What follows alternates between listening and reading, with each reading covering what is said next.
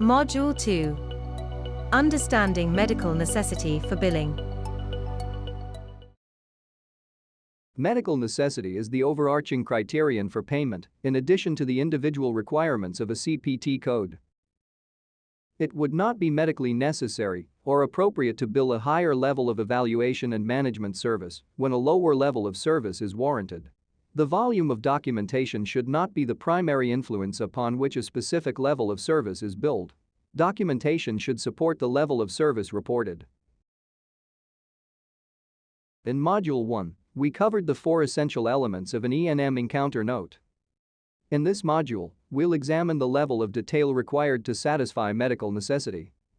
Start by documenting the severity of the patient's condition with an eye towards specificity.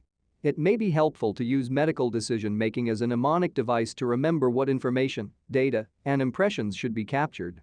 Be careful not to import the patient's problem list, as only those problems that are being addressed on the date of service are relevant to the encounter note.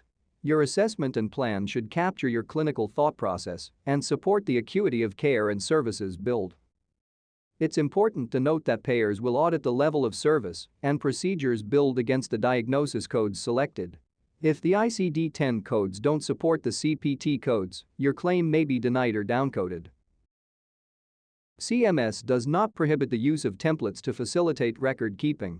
If you choose to use a template during the patient visit, CMS encourages you to select one that allows for a full and complete collection of information to demonstrate that the applicable coverage and coding criteria are met.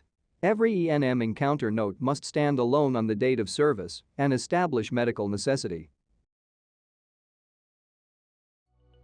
Medical necessity is the overarching reimbursement criterion for CMS and private payers alike.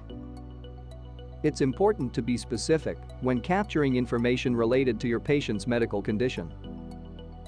When crafting your assessment and plan, be sure to reflect your clinical thought processes. Payers and auditors may use the diagnosis codes you select to validate E&M levels and procedures submitted for reimbursement.